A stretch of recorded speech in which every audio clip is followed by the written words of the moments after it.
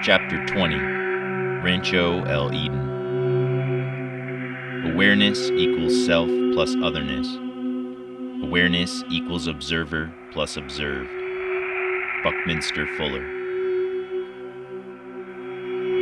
Therefore will we not fear, though the earth do change, and though the mountains be moved into the heart of the seas, though the waters thereof roar and foam, though the mountains shake at the swelling thereof.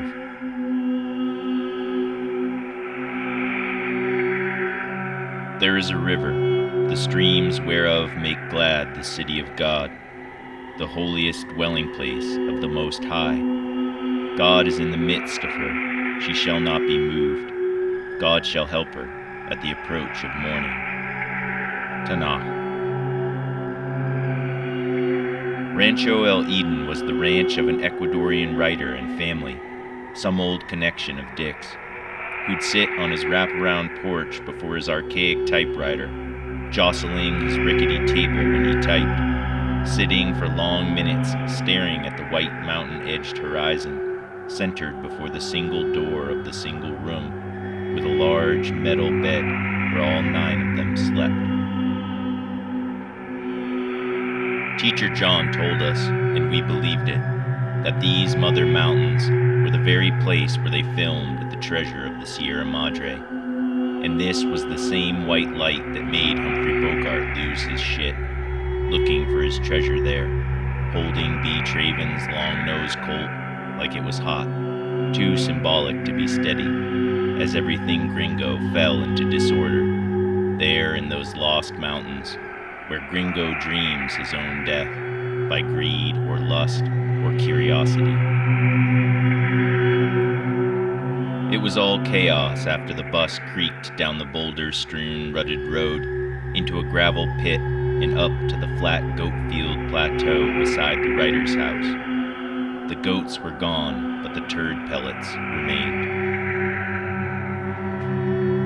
At the other end of the field was the writer's adobe wide-roofed house, with the open-walled kitchen behind and a long table where all the kids would sit when they weren't hassling the chickens or having stick wars. The wife never stopped, dawn to dusk, while the writer pondered on the porch beneath a huge spreading ceiba tree of life, creating the power and focal point of the field of the camp. But those transcendent branches were far from the cook, marching a circular path at the other end of the field, around the Sacred Heart bus, head down, swinging her arms, barking orders to no one, aggressively seeking help, setting up the field kitchen. Many of the others were shyly trying to decide who they were to tent with, in the buttoned-together army tents Dick provided, but I saw my magic spot in an instant. The geometry of the lay of the land was all centered on that certain sacred spot, up by the chicken coop. It didn't even need much clearing, but was surrounded by a wall of dried bushes. Fayaway feathered our nest, and when she was finished, it felt like some kind of blue Moroccan boudoir.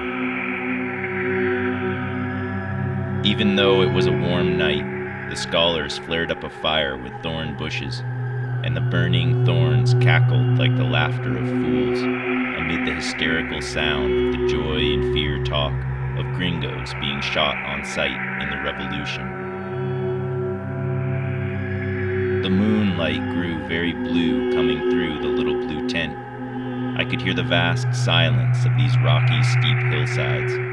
Once in a while, you'd hear a vehicle struggling up the switchbacks or down into the far valleys, accelerating and braking.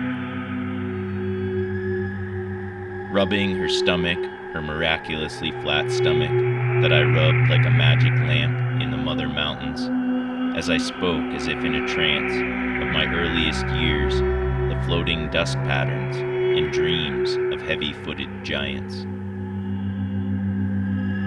The very slow pace of my hand on her belly was part of our physical destiny, the mind melding, the evaporation of the two of us into the clouds. Had my reticence turned to rushing, I would have lost her and only just gotten laid. I somehow knew she didn't need to be invaded. She needed to be joined.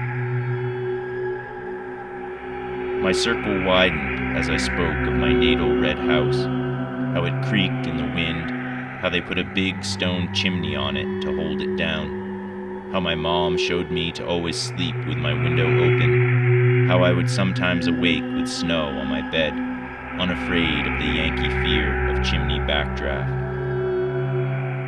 Soon she was around me, and we were fusing in the heat of it, in the blue moonlight, in the absolute silence of that night in the Mother Mountains.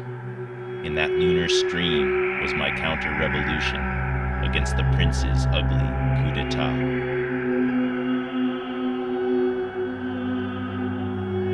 It had been all too brief. I apologized to her, told her it had been a while. I didn't say it had been since a former incarnation. So I began our romance with a lie. Perhaps we both knew it was false. It covered many lies by omission that couldn't be acknowledged. At sunrise, the king rooster strutted in the chicken yard outside the tent's back window, darting his avian obsessional head this way and that. In a flutter, he'd grab a hen by the neck, mount her, and fuck her, all so fast you could barely comprehend it. She'd de-ruffle, shake and realign her feathers respectably, and walk off like it didn't happen, while he'd take a wide stance, hold his head back, open his beak, and crow his waddle in victory. This was the world, and there was no other in his eyes.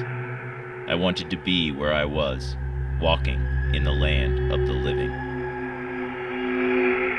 I still wanted to make a run for it and never look back, with a lie on my lips and a secret buried in my waiting grave, never to name the forbidden creeping thing. But despite these festering disquietudes boiling in my pressure cooker, my heart had opened, and I thought I'd arrived among the real and breathing. At breakfast, I told Teacher John that I wanted to marry Fayaway. He smiled kindly but condescendingly and said, "Wait a few weeks, it will go away. In the meantime, enjoy it." She and I and everyone we knew would have found such a marriage foolishness. I knew it as I said it. These were the times to love the one you're with. Mexican kids our age up and down the valley were forming families just by fucking, but their lives looked somehow simpler, less fraught with neurotic meaning.